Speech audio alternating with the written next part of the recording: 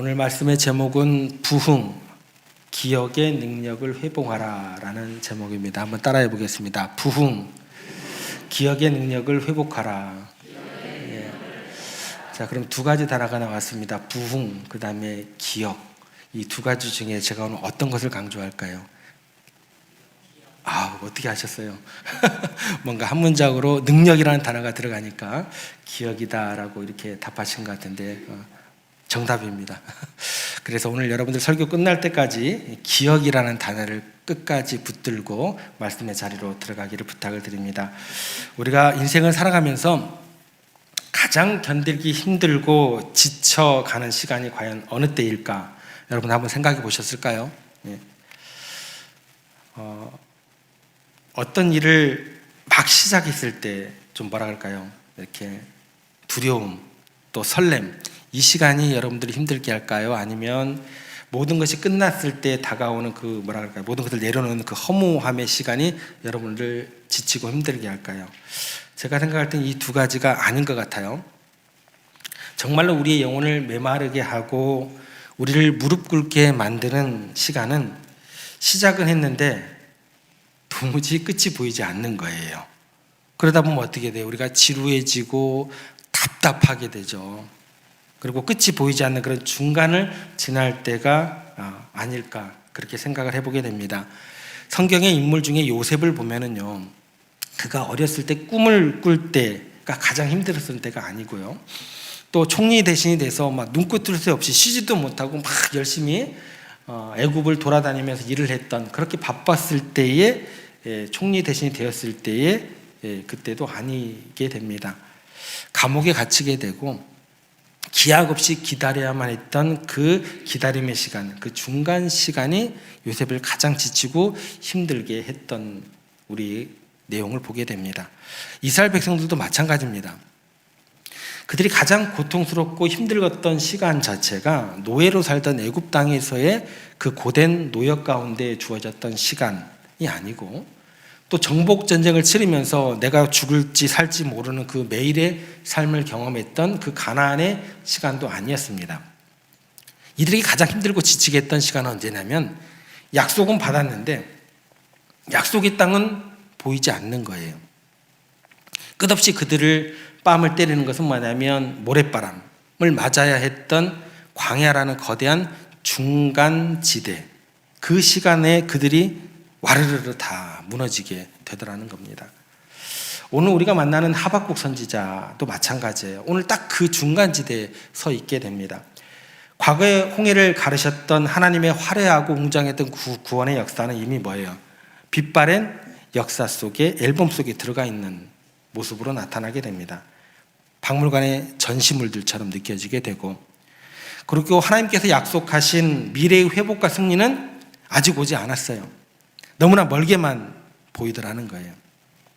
그리고 지금 하박국 귀에 들려오는 소리는 뭐냐면 희망의 노래가 아니고 저 북녘 땅에서 시커멓게 때를 지어서 몰리고 내려오는 바벨론 군대의 거친 맞바꿈 소리밖에 들리지 않더라는 거예요.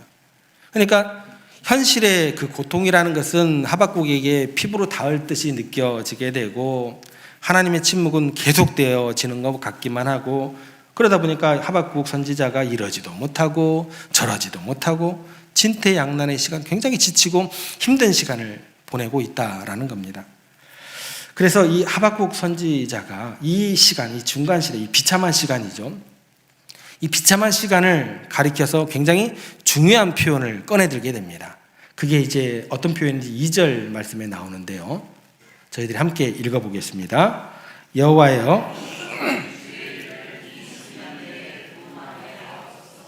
여기서 우리가 집중해야 될 구절이 있습니다. 그게 뭐냐면 이 수년 내라는 구절입니다. 여러분들 이 수년 내라는 말씀을 딱 읽게 되면 여러분들은 어떻게 이해를 하시게 되냐면, 보통은 한 2, 3년 후에 문제가 해결된다는 이야기인가, 조금만 참으면 좋은 날이 온다는 약속이 되는가, 이렇게 이제 생각을 하게 되더라는 거예요. 그래서 우리가 이것을 어떻게 이해하게 되냐면, 고난이 빨리 끝날 것이다 라는 시간의 단축이나 어떤 기한에 대한 의미로 우리가 오해를 하곤 합니다. 그래서 이 말씀을 딱 읽으면 여러분들은 어떤 식으로 자동적으로 생각을 하게 되냐면, 야, 이 말씀 붙들고 내가 기도해야겠다라고 이야기를 해요. 그러면 어떻게 기도를 하게 되냐면, 하나님, 제발 이 고통을 빨리 끝내주세요. 예. 수년 내에 빨리 해결해 주세요. 이렇게 기도하고 싶어지더라는 거예요. 자, 그러면 제가 왜 이렇게 설명을 드릴까요? 하박국이 이야기했던 이 뜻이 그 기한에 대한 수년 내에 해결해 주세요라는 뜻이기 때문에 제가 이렇게 설명을 했을까요? 아니겠죠. 하박국이 원래 이야기했던 이 말의 뜻은 그것이 아니기 때문에 제게 설명을 자세히 드리는 거겠죠. 이거는 뭐냐면 시간의 길이가 아니에요. 시간의 위치를 말하는 단어가 됩니다. 이 말을 직역하면 뭐가 되냐면 In the midst of the year입니다. 그게 뭐냐면 그 세월의 한복판이라는 거예요. 그러니까 아까 얘기했잖아요. 과거 또 미래, 이 중간이 가장 힘들다고 얘기를 했잖아요. 지금 이 얘기를 하는 거예요. 그 세월의 한복판에 직역하면 이런 뜻이 되는 거예요. 그러니까 과거에 하나님께서 베푸셨던 그 화려했던 영광의 시간은 뭐예요? 이미 지나가 버린 거예요. 그리고 하나님께서 약속하신 미래의 승리는 아직 오지 않았다라는 이야기가 됩니다. 그래서 낀 시간이 되는 거예요. 과거의 영광과 미래의 약속 사이, 그 중간에 끼어 있는 가장 어둡고 가장 지루하고 가장 견디기 힘든 중간지대, 마치 출구가 보이지 않는 긴 터널의 한가운데 있는 것 같은 바로 그 시간을 지금 누가 맡고 있다라는 거예요? 하박국이 지금 견뎌내고 있다라는 것입니다. 혹시 지금 여러분의 삶이 바로 이 수년 내를 지나고 있는 분은 계시지 않으신지 모르겠습니다. 기도는 하는데 응답은 더디기만 하고, 질병은 낫지 않고, 사업의 문은 열리지 않는 그 침묵의 한복판, 하박국하고 똑같은 상황이다라는 겁니다. 여러분, 이런 위기의 순간이 길어지게 되면 성도들은 마음속으로 이제 의심하기 시작해요. 이런 마음을 품기 시작합니다. 그게 뭐냐면, 나는 하나님을 믿는데 왜 이렇게 불안해 하는가? 하나님께서 나를 잊으신 것은 아닐까? 내 상황을 모르고 계시는 건 아닐까? 내 믿음이 다 사라져버리는 건 아닐까라고 생각을 하고 의심을 품더라는 겁니다. 그런데 여러분, 이게 자연스러운 것일까요? 굉장히 이상한 일일까요? 이게 자연스러운 거예요. 우리들만의 문제가 아니더라는 거예요. 우리들만의 질문이 아니더라는 거예요. 그러니까 여러분은 너무나 자책하지 않으셨으면 좋겠습니다. 누가복음 8장에 보면 예수님과 3년을 먹고 자고 했던 사람들이 나와요. 누구예요? 제자들이죠. 동고동락했던 제자들이 이와 똑같은 경험을 하게 됩니다. 어느 날 제자들이 이제 예수님과 함께 배를 타고 가고 있었어요. 그런데 갑자기 거센 광풍이 이제 몰아치기 시작합니다. 갈릴리의 파도가 그들의 배를 막 집어삼킬 듯이 이제 위협을 하게 됩니다. 배에 막 물이 차기 시작하더라는 거예요. 제자들이 어땠을까요? 공포에 질리고 소리를 지르기 시작합니다. 주여! 이제 부르기 시작하죠. 한 번을 불렀더니 예수님이 안 깼던 것 같아요. 그래, 또 한 번 불러요. 주여! 두 번째 이제 부르게 됩니다. 그때 깨져요. 두 번 부르고 나니까 깨고 난 다음에 제자들이 이렇게 얘기를 하죠. 우리가 죽게 되었나이다. 그때 이제 눈을 비시 이렇게 비비면서 깨십니다. 그때 주님께서 잠에서 깨시면서 바람과 물결을 꾸짖어서 이제 우선 파도를 잠잠케 하시고 난 후에 제자들에게 굉장히 의미심장한 이야기를 던지십니다. 그게 누가복음 8장 25절인데 어떤 이야기를 하실까? 한번 같이 한번 읽어보겠습니다. 제자들에게 이르시되 너희 믿음이 어디 있느냐 하시니, 여기 보시면 이제 뒤에 믿음에 대해서 이야기를 하면서 묻는 질문이 어디 있느냐라고 물으십니다. 저 같으면 여기에서 어떤 제자들에게 이야기를 했을까요? 믿음이 콩알딱지만 해가지고 말이야. 저 같으면 그랬을 것 같아요. 아니면 뭐라고 할까요? 그렇게 믿음이 없느냐? 라고 저는 이야기했을 것 같아요. 근데 잘 보시면 주님께서 지금 뭐라고 하셨어요? 너희 믿음이 어디 있느냐라고 믿음의 위치를 묻고 계신다라는 것 우리가 주목해야 될 것 같습니다. 무슨 뜻이 될까요? 너희는 내가 누군지 다 보고 알지 않느냐? 너희는 내가 기적을 행하는 걸 봤지 않느냐? 그리고 너희 가슴 한편에 너희 머릿속 지식으로는 믿음이 있다는 것을 내가 안다. 그런데 지금 이 폭풍우 속에서 지금 물이 들어오는 위기 속에서 왜 그 믿음을 꺼내 쓰지 못하고 있느냐라는 주님의 안타까움이 섞인 이야기가 되는 겁니다. 그래서 우리의 문제는 뭐가 되냐면 믿음이 없는 게 아니에요. 또 하나님에 대한 지식이 없는 것은 더더욱 아닙니다. 문제는 뭐냐면 그 믿음이 지금 나의 고통스러운 현실하고 연결되어 있지 않다라는 게 문제가 되는 거예요. 폭풍은 뭐대로 있고 폭풍우대로 있고 믿음은 믿음대로 따로 어디에요? 여러분들이 호주머니에 넣고 다닌다라는 것이 되는 거예요. 이게 문제라는 거예요. 분리의 문제가 된다라는 거예요.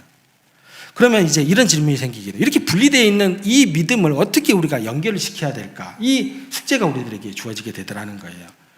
금방 우리가 단어 얘기를 했던 수년 내 그 캄캄한 터널을 뚫고 어떻게 하나님의 능력을 내 삶으로 가져올 수 있을까? 그 방법의 문제가 필요하다라는 거예요.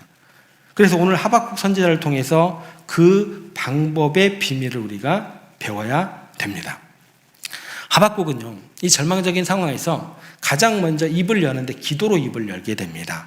오늘 본문 2절 말씀 한번 가보겠습니다. 같이 한번 읽겠습니다. 여호와여, 소문을 듣고 놀랐나이다. 여호와여, 주는 주의 일을 이 수년 내에 부응하게 하옵소서. 이 수년 내에 나타내시옵소서. 진노 중에라도 긍휼을 잊지 마옵소서. 하박국이 기도하는 그 가장 큰 주제가 뭐예요? 부응하게 하옵소서. 이게 이제 기도 제목이다라는 거예요. 그러면 이제 이렇게 한번 질문을 한번 해보겠습니다. 여러분, 부응이라는 단어를 들으면 어떤 생각을 하게 되세요? 부응. 사람들이 많이 모이는 것, 이렇게 생각을 하게 됩니다. 또 하나는 뭐냐면 어떤 행사를 하게 돼요. 인산인해를 이뤄요. 성공하는 것을 부응이라고 생각을 하게 되더라는 거예요. 이렇게 숫자가 늘어나는 그런 양적 성장을 우리가 부응이라고 생각을 하기가 쉽습니다. 그런데요, 성경이 이야기하는 부응은 이런 것이 아닙니다. 여기 쓰인 히브리어 단어의 원래 뜻은 성장이 아니라 생존, 서바이벌에 더 가깝다라는 거예요. 그러니까 어떤 뜻이 되냐면 죽어가는 것을 살려내다, 생명을 보존하다라는 뜻이 더 맞습니다. 어떤 그림을 그리시면 좋냐면 에스겔 골짜기에 마른 뼈의 환상을 떠올리시면 돼요. 바싹 마른 뼈들에게 생기가 들어가니까 다시 살아났던 것을 생각하시면 돼요. 그러니까 지금 하박국은요, 하나님 우리를 좀 더 잘 살게 해주세요 라고 하나님께 투정 부리는 게 아니에요. 마치 응급실에 있는 의사가 멈춰버린 심장에 막 전기 충격을 가해가지고 다시 뛰게 하려는 것처럼, 주님, 죽어가는 내 영혼을 질식할 것 같은 우리 가정을, 소망이 끊어진 이 나라와 민족을 제발 다시 살려주시옵소서, 숨을 쉬게 해주시옵소서 라고 절규하는 것이라고 생각을 하셔야 된다는 거예요. 그런데 여기 보면은요, 하박국이 이 부응을 요청하기 위해서 가장 먼저 붙들고 있는 것이 있습니다. 그것이 무엇인지 2절 앞부분에 가면 그 붙들고 있는 내용이 나옵니다. 이렇게 나옵니다. 여호와여, 내가 주께 대한 소문을 듣고 놀랐나이다. 붙들고 있는 게 뭐예요? 소문입니다. 이게 여러분들이 잘 아는 단어가 이 소문이에요. 쉐마라고 합니다. 여러분 들어보셨을 거예요. 쉐마라는 단어 많이 들어보셨죠? 기독교 교육의 핵심되는 단어이자 이스라엘 백성들이 목숨처럼 여기는 신앙 고백을 쉐마라고 합니다. 신명기 6장 4절에 보면 이스라엘아 들으라, 쉐마 이스라엘 할 때 바로 그 단어입니다. 우리는 그래서 보통 쉐마를 하나님의 말씀을 잘 들어라 라는 명령으로 우리가 생각을 하게 돼요. 그런데 오늘 하박국은요, 이 단어를 다르게 사용을 하게 됩니다. 단순히 귀로 듣는 것을 뛰어넘어서 들려오는 소식, 명성이라는 뜻으로 이해를 하게 됩니다. 그래서 하박국은 지금 단순히 미래의 환상을 보는 게 아니에요. 그는 귀를 쫑긋 세우고 과거로부터 들려오는 하나님의 명성을 들었다라는 겁니다. 그 명성에 대한 그 소식이 뭐냐면 우리 조상들이 겪었던 그 전설 같은 이야기들이 되는 겁니다. 예를 들어서 이런 겁니다. 하나님이 지팡이 하나로 홍해를 쫙 가르셨다더라. 광야에 딱딱한 반석을 치니까 생수가 터져 나왔다더라. 요단강을 멈추시고 소리만 질렀는데 여리고성이 무너졌다 하더라. 이것이 주님께 대한 소문, 쉐마, 명성으로 하박국의 귀에 들리게 됩니다. 이 소식을 들었을 때 하박국이 깨닫게 돼요. 우리 하나님은 이런 분이시지. 박물관에 갇혀 화석 같은 존재의 신이 아니시지. 그래서 하박국이 지금 없는 것을 새로 만들어 달라고 조르는 것이 아닙니다. 과거에 그토록 맹렬하게 역사하셨던 그 확실한 구원의 하나님을 오늘 어디에? 내 고통의 현장으로 지금 뭐예요? 소환하고 있는 거예요. 이걸 성경에서 기도의 핵심 원리라고 이야기를 합니다. 하나님께서 예전에 하셨습니다. 하나님, 우리 조상들이 홍해 앞에 다 죽게 되었을 때 바다를 가르시지 않으셨습니까? 광야에서 목말라 죽게 되었을 때 반석에서 물을 내시지 않으셨습니까? 그 옛날에 행하셨던 그 구원의 역사를 지금 죽어가는 우리에게 다시 한번 일으켜 주십시오. 이것이 부흥을 구하는 기도의 시작이 되는 거예요. 이 지점에서 오늘 설교의 가장 중요한 단어, 기억하다라는 단어의 의미를 좀 더 깊게 우리가 생각해 봐야 될 것 같습니다. 여러분, 기억하다라는 단어를 영어로 뭐라고 할까요? 자신 있게. 리멤버죠. 이거 두 개를 단어를 분리해서 한번 생각을 해볼게요. 그럼 어떻게 될까요? 리하고 멤버하고 이렇게 분리가 되겠죠. 자, 그러면 멤버라는 뜻이 무슨 뜻일까요? 회원, 이런 뜻이잖아요. 그런데 이게 원래 뜻이 몸의 지체, 예를 들어서 이제 팔과 다리, 이런 것을 뜻하는 어원이 있습니다. 그렇다면 다시 붙여볼게요. 리멤버라는 뜻이 무슨 뜻이 될까요? 합치면. 절단된 지체를 다시 몸에 붙이다. 떨어져 나간 팔다리를 다시 꿰매어 붙이다. 이것이 성경에서 말하는 뭐가 되는 거예요? 기억이 되는 거예요. 여러분, 그래서 우리가 고난을 당하면 어떤 일이 벌어지는 줄 아세요? 가장 먼저 일어나는 영적인 현상이 하나 있습니다. 그게 뭐냐면 공포와 두려움이 여러분들을 엄습해요. 그건 가만히 있지 않습니다. 공포와 두려움 때문에 하나님에 대한 기억이 어떻게 돼요? 절단나는 거예요. 머리로는 알아요. 하나님께서는 전능하시다. 하나님께서 나를 사랑하신다. 머리로는 알아요. 근데 이게 분리가 돼버리더라는 거예요. 그리고 여러분 마음은 어떻게 되는 거예요? 현실의 고통이 너무나 크니까 그 하나님의 능력이 마치 사고가 나서 잘려나간 팔처럼 내 현실과 어떻게 되는 거예요? 뚝 부러져 버리는 거예요. 머리로는 아는데 여러분의 가슴으로는 느껴지지 않게 되라는 거예요. 믿음은 있는데 폭풍 속에서 전혀 작동하지 않게 되더라는 거예요. 이것이 뭐예요? 믿음과 현실이 절단된 상태로 여러분들에게 다가가게 되더라는 거예요. 그래서 하박국이 뭐를 하게 되는 거예요? 기도를 하고 있는 거예요. 주님, 이렇게 끊어져 버렸던 것을 다시 어떻게 하기를? 잊기를 원합니다. 옛날 홍해를 가르셨던 그 구원의 팔을 지금 고통스럽게 신음하고 있는 내 현실 가운데 펼치셔서 다시 하나로 연결해 주세요. 혹여 우리가 잘못했다고 할지라도 진노 중에라도 그때 베푸셨던 그 긍휼의 그 마음을 다시 기억하시고 우리 가운데 베풀어 주시옵소서. 이게 기도예요. 이것이 진짜 기도입니다. 여러분, 그래서 기도는요, 공허한 이렇게 허공에다가 막 외치는 주여 삼창하고 그런 게 아니에요, 여러분들. 우리의 믿음은 긍정의 힘이 아니에요. 제가 항상 강조합니다. 조엘 오스틴의 긍정의 힘 불태우세요. 우리의 믿음은요, 긍정적인 신념에서 나오는 게 아니에요.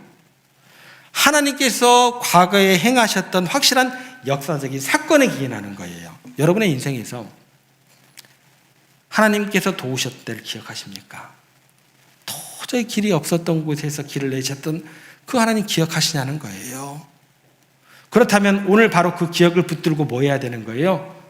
기도하셔야 된다는 거예요. 하나님, 그때 저를 살려주셨던 주님, 지금 이 수년 내의 위기 가운데 처해 있는 나의 현실 속에서 동일하게 나타나셔서 나를 어떻게 해달라고요?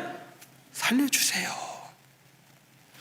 확실했던 과거의 은혜를, 2000년 전 그 십자가의 그 뜨거운 사랑을 오늘 차갑게 식어버린 나의 현실로 가지고 와서 다시 생명이 통하도록 연결하는 작업, 그게 뭐라고요? 그게 기도가 되는 거예요. 그 연결이 일어날 때 어떤 일이 벌어지게 될까요?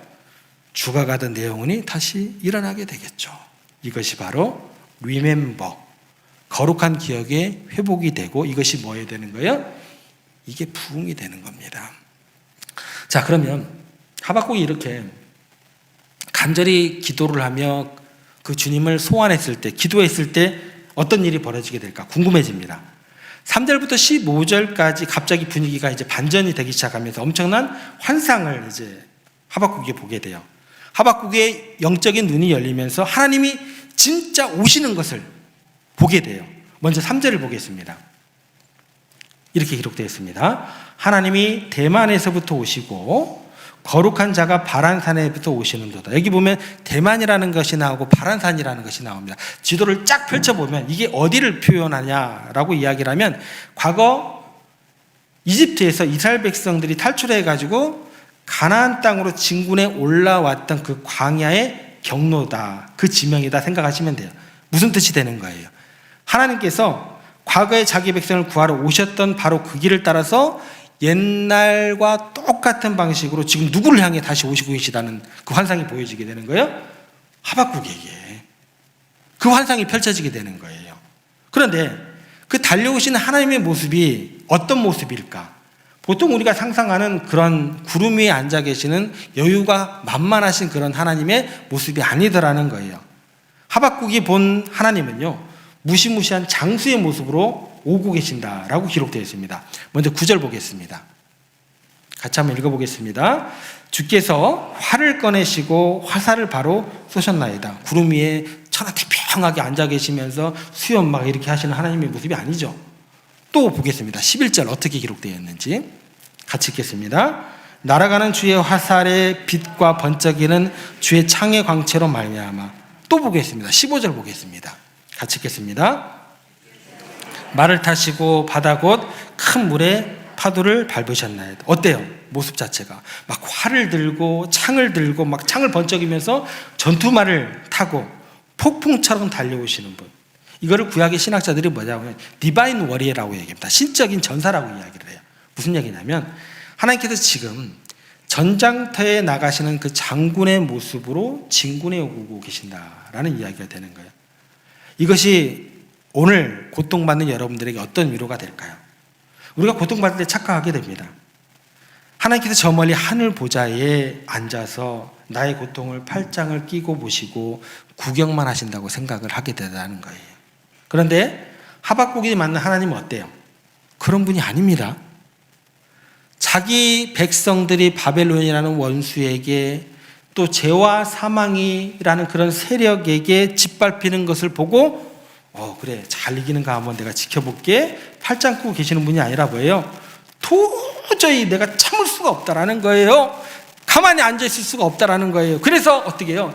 직접 무기를 들고 그 대적들을 치기 위해서 하늘을 가르고 땅을 진동시키면서 달려오시는, 싸우시는 하나님을 내가 봤다라고 여러분들에게 이야기하는 거예요. 그리고 그 하나님께서 이렇게 일어나실 때 실로 놀라운 일까지 벌어졌습니다 라고 우리에게 이야기를 해줍니다. 무슨 얘기가 되냐면 그 하나님께서 한번 거동하시면 여러분들의 작은 일 정도야 아무런 문제가 되지 않는다라는 거예요. 온 우주가 반응하게 됩니다 라고 하박국이 목 놓아 외치더라는 겁니다. 6절 말씀 가보겠습니다. 같이 읽겠습니다. 그가 서신즉 땅이 진동하며 그가 보신즉 여러 나라가 전율하며. 10절도 보겠습니다. 산들이 주를 보고 흔들리며 창수가 넘치고 바다가 소리를 지르며. 무슨 얘기예요? 하나님께서 움직이시니까 경고에 보이던 산들이 막 무너져 내리는 거예요. 영원할 것 같은 바다가 어떻게 되는 거예요? 벌벌 떠는 겁니다. 해와 달이 그 빛을 잃고 멈춰 서버린다라는 거예요. 누가 움직이시니까? 하나님께서. 왜 움직이시니까? 여러분들에게 달려오시니까. 이 환상을 통해서 주님께서 여러분들에게 이야기하시는 건 명확합니다. 너 지금 바벨론 군대 때문에 두려워 떨고 있느냐? 너 지금 통장에 돈 없다고 나에게 지금 그렇게 무릎 꿇고 죽는 신용을 하고 있느냐? 건강 때문이냐? 자녀 문제 때문이냐? 그 모든 문제가 태산처럼 크다고 너가 지금 두려워하느냐? 눈을 들어서 나를 봐라. 나는 그 산들을 먼지처럼 흩어버리는 창조주다. 나는 바다를 밟고 너를 향해 달려가고 있는 전사다. 온 우주가 내 발 아래에 있다. 여러분의 문제가 아무리 커 보여도 우리를 위해 싸우러 오시는 하나님의 크기 앞에서 아무것도 아님을 믿음의 눈으로 바라보시기를 부탁을 드립니다. 그렇다고 했을 때 이렇게 온 우주를 뒤흔들고 창을 들고 활을 쏘며 다가오시는 이 전사 하나님, 어디를 향해 무엇 때문에 이렇게 무섭게 진군해 오시는 것일까? 이 환상은요, 구약에서는 그 모습을 알 수가 없어요. 그 목적지가 어딘지도 모르고 또 그 목적이 무엇인가 구약에서는 안 나타납니다. 신약을 넘어와야지 그게 명확해집니다. 누가복음 9장을 보면 예수님께서 변화산에 올라가시는 장면이 나와요. 그곳에서 이제 영광스러운 모습으로 변형이 되십니다. 그리고 두 사람하고 대화를 나누게 돼요. 그때 등장했던 사람이 누구예요? 모세하고 엘리야가 등장하게 됩니다. 왜 이 두 사람일까라는 의문이 생기게 됩니다. 이거를 윌리엄 핸드릭스라는 박사님이 이렇게 이야기를 합니다. 구약의 모든 역사가 예수님을 증거하기 위해 모인 자리다라고 해석을 하게 됩니다. 무슨 얘기냐면 모세는요, 구약의 율법을 대표하는 사람이었어요. 그럼 엘리야는 뭐냐? 구약의 선지자를 대표하는 사람으로 이제 통칭되어집니다. 그러면 구약의 모든 율법, 말씀과 모든 예언이 예수님을 향해 한 목소리로 외치고 있는 것이 있다라는 이야기가 되는 거예요. 그때 그들이 나누었던 대화의 주제가 누가복음 9장 31절에 기록이 됩니다. 그 주제가 뭔지 같이 한번 읽어보겠습니다. 영광 중에 나타나서 장차 예수께서 예루살렘에서 별세하실 것을 말할세. 이게 대화의 주제예요. 그런데 여러분들이 여기에서 주목해야 될 단어가 뭐냐면 별세라는 단어예요. 별세. 굉장히 우리말 성경에는 점잖게 표현이 되어 있는데 별세가 뭐예요? 돌아가시는 거죠. 별세. 이렇게 번역된 단어가 근데요, 이렇게 점잖은 단어가 아니에요. 헬라어 원문으로 보면 이게 뭐냐면 엑소도스입니다. 엑소도스 뜻이 뭘까요? 출애굽이에요. 출애굽. 이상하죠, 그죠? 왜 죽는 것을 출애굽으로 얘기를 했냐라는 거예요. 이 출애굽이라는 엄청난 단어 앞에서 모세와 엘리야가 예수님에게 함께 이야기했던 그 대화가 어떤 이야기가 되면 이렇게 이야기를 할 수 있습니다. 먼저 모세가 이야기를 합니다. 주님, 제가 과거에 지팡이를 들고 홍해를 갈랐습니다. 이스라엘 백성을 이집트의 압제에서 해방시키는 옛 출애굽을 제가 수행을 했습니다. 그런데 그것은 그림자였습니다. 이제 주님께서 십자가를 지시고 온 인류의 죄와 사망의 노예 상태에서 해방시키는 진짜 출애굽, 그 실체를 완성해 주십시오. 그게 뭐예요? 엑소도스입니다. 출애굽이에요. 그러니까 이번에는 누가 옆에서 도와요? 엘리야가 옆에서 또 돕겠죠. 엘리야는 누구예요? 갈멜산에서 바알과 아세라 선지자 850대 1로 홀로 싸웠던 영적인 전사입니다. 엘리야가 이제 모세가 했던 이야기에 더해서 이렇게 이야기를 합니다. 주님, 제가 갈멜산에서 불을 내리며 싸웠던 전사였습니다. 죄악과 우상 숭배에 맞서 피 터지게 제가 싸웠습니다. 그런데 저의 승리는 불완전한 승리였습니다. 이제 주님께서 십자가라는 무기를 들고 예루살렘으로 가셔서 저 사탄의 머리를 완전히 박살내는 최후 전쟁을 치르실 차례입니다. 그러니까 하박국 선지자가 봤던 환상은 뭐가 되는 거예요? 활을 들고 창을 들고 말을 타고 달리시는 그 전사의 모습은 바로 십자가를 향해 진격하시는 예수 그리스도의 모습이 되는 거예요. 그리고 그 진격의 목표가 무엇인지 13절에서 우리에게 이렇게 설명을 해주게 됩니다. 굉장히 중요한 구절입니다. 같이 읽겠습니다. 주께서 나오사 악인의 집의 머리를 치시며, 여기에서 악인을 머리를 친다라는 이 구절이 여러분들에게 굉장히 익숙한 구절이에요. 이게 어디에 나온 구절이냐면 창세기 3장 15절에 가면 아담과 하와가 범죄했을 때 주셨던 최초의 복음, 이거를 원시복음이라고 해요. 3장 15절 말씀해 보면 이렇게 기록되어 있습니다. 같이 읽겠습니다. 여자의 후손은 내 뱀 사탄 머리를 상하게 할 것이요. 그러니까 하나님께서 창세기에서 그때 이야기하신 걸 지금까지 잊지 않으셨다라는 거예요. 에덴 동산에서 하신 그 약속을 단 한순간도 잊지 않으셨다라는 거예요. 수천 년의 세월을 뚫고 역사의 침묵을 뚫고 지금 그 약속을 지키기 위해서 전사로 오신 것입니다. 그리고 마침내 골고다 언덕의 십자가 위에서 사탄의 권세를 무너뜨리셨다라는 거예요. 우리가 묻고 있는 죄의 사들을 완전히 끊어버리시는 그 역사를 이루셨다라는 것입니다. 그래서 세상 사람들이 말했던 십자가의 패배는 패배가 아닌 게 되는 거예요. 예수님께서 힘이 없어서 로마 군인들에게 잡혀 죽었다고 비웃었는데 그 비웃음의 대상이 십자가가 될 수가 없다라는 것입니다. 십자가는 무기력인 패배가 아니라 그것은 하나님께서 자기의 백성을 구하기 위해 친히 연약한 육신을 입으시고 사망과 지옥의 본거지 한복판으로 띄우신 하나님의 침투하시는 작전이 되는 것입니다. 그런데 여기에서요, 우리가 세상의 전사들과 우리 하나님의 그 전사로서의 결정적인 차이를 우리가 구분할 수 있어야 돼요. 우리가 앞서 보았듯이 하박국이 이야기했던 막 산을 무너뜨리고 바다를 밟으시는 두려운 전사의 모습으로 오시는 하나님을 우리가 살펴봤습니다. 이 장면을 볼 때 여러분들은 본능적으로 어떻게 생각을 하고 움츠리게 되냐면, 야, 저렇게 무서운 하나님이 저렇게 강력한 활과 창을 가지고 나를 향해서 쏘시고 나를 향해서 찌르시면 어떻게 할까? 라고 움츠려들게 된다라는 거예요. 그 내용이 뭐예요? 내 죄 때문에 나를 심판하러 오시는 하나님은 아니에요. 이렇게 움츠려들게 되더라는 거예요. 그런데 여러분, 여기서 이제 놀라운 복음의 반전이 우리 가운데 일어나게 되더라는 거예요. 세상의 영웅은요, 세상의 장군은 적을 죽이고 적의 피를 많이 흘리면 흘릴수록 뭐가 되는 거예요? 승리가 커지고 영웅이 되는 거예요.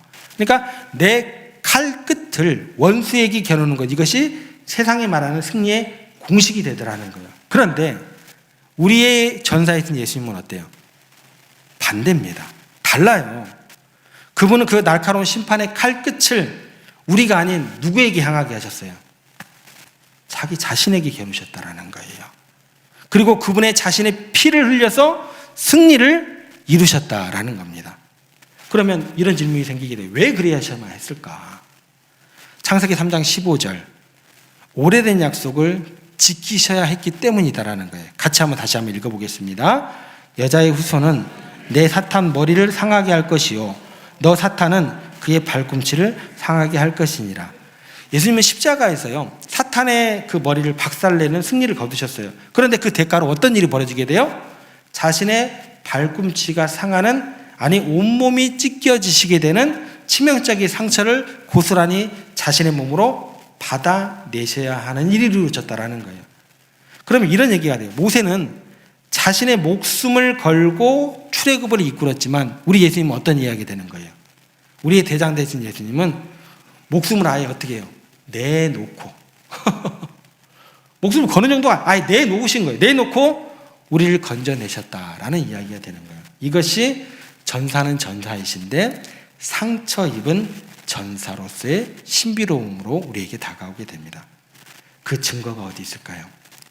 예수님께서 죽으시고 난 다음에 3일 만에 부활하세요. 3일 만에 부활하시고 누구를 찾아가세요? 두려움에 떨고 있는, 그리고 문을 잠그고 떨고 있는 제자들에게 찾아가십니다. 현실 가운데 제자들이 두렵지 않을 수가 있겠어요? 여러분 마찬가지예요. 현실 가운데 여러분이 두렵지 않은 사람이 누가 있어요? 떨 수밖에 없더라는 거예요. 근데 그 두려움에 떨고 있는 제자들에게 예수님께서 찾아가셨어요. 그리고 그들에게 가장 먼저 보여주셨던 것이 있습니다. 그게 뭘까요? 왕으로서의 면류관이에요? 왕을 상징하는 금홀, 지팡이였어요? 이 두 가지 아니었다라는 거예요. 주님께서 그들을 찾아가셔서 보여줬던 게 뭐냐면 조용히 옷을 걷어서 뭐를 보여주셨냐면 못 박힌 손과 창에 찔린 옆구리를 보여주셨습니다. 그럼 이 상처가 뭐를 얘기할까요? 얘들아, 봐라. 내가 너희를 위해 싸웠다. 이 상처가 바로 내가 너희를 얼마나 사랑하는지를 보여주는 영원한 증거다. 그러면 하박국 3장에서 앞부분에 나왔던 막 산이 무너지고 막 땅이 갈라지고 막 바다가 고요해지고 그런 하나님을 여러분 생각했을 때 우리는 두려워 떨 수밖에 없습니다. 그런데 이야기가 거기서 끝나는 것이 아니잖아요. 하지만 그 전사 되신 분이 다가와서 자신의 상처를 보여주실 때 우리의 두려움은 뭐가 되는 거예요? 나를 심판하러 오신 분이 아니었구나. 그 두려움에서 벗어나서 우리는 평안으로 나아갈 수 있게 되더라는 거예요. 저 칼이 나를 치려고 오는 칼이 아니었구나. 나를 지키시려고 대신 창에 맞으신 그런 상처구나. 이렇게 연결되더라는 거예요. 그분이 상처 입은 전사가 되셨구나. 그분의 상처가 우리의 치유가 되었고 그분의 죽음이 우리의 생명이 되었음을 주님께서 우리 가운데 외치고 계신다라는 겁니다. 말씀을 정리해 보겠습니다. 사랑하는 성도 여러분, 우리가 여전히 수년 내 그 답답한 세월의 한복판을 지나고 있습니다. 앞은 바벨론 군대처럼 막혀 있고 뒤는 돌아갈 수 없는 광야예요. 내 힘으로는 도저히 이 상황을 뚫고 나갈 재간이 없습니다. 하지만 오늘 우리는 눈을 들어 봤습니다. 침묵하고 계신 줄만 알았던 하나님께서 사실은 나를 위해 가장 치열하게 싸우고 계셨다는 사실을 우리가 봤습니다. 그분은 하늘 보좌를 버리시고 죄와 사망이 지배하는 이 어둡고 절망이 가득한 땅 한복판으로 친히 뚫고 오셨습니다. 그리고 십자가 위에서 자신의 온몸을 던져 우리를 구원하셨습니다. 그래서 우리가 붙들어야 할 것은 나의 의지나 노력이 아닙니다. 바로 나를 위해 싸우신 주님의 상처 이 하나뿐임을 기억하시기를 바랍니다. 혹시 여러분 두려움에 떨고 계십니까? 하나님 나를 잊으신 것 같아 불안해하고 계십니까? 두려워하지 마시고 여러분을 하나님께서 멀리서 팔짱 뿌고 관망망하고 계신 하나님의 안심을 오늘 믿음의 눈으로 바라보시고 전사되신 하나님께서 여러분을 오늘 또 구원하기 위해서 여러분의 침묵을 찢고 견고한 어둠의 진을 파하고 삶의 한복판으로 진구원하고 계심을 믿으시기를 부탁을 드립니다. 그러면 우리에게 남은 것은 딱 하나밖에 없는 거예요. 두려움 때문에 끊어졌던 그 기억을 다시 연결하는 것, 이거밖에 없는 거죠. 내 힘으로는 안 되지만 상처 입은 전사 주님께서는 하실 수 있음을 그 사실을 기억하시면서 상처 입은 손을 내미시는 그 주님을 바라보시면서 이렇게 선포하며 기도하시는 여러분들 되시기를 부탁을 드립니다. 전사된 주님께서 이미 달려오고 계신다. 나를 위해 피 흘리신 주님이 오늘 나의 이 답답한 현실 속에서도 부흥의 길을 열으실 것이다. 이 믿음으로 수년 내의 고통을 넘어서 생명의 부흥을 맛보시는 여러분들과 세종의 모든 권속들 되시기를 주님의 이름으로 축복합니다.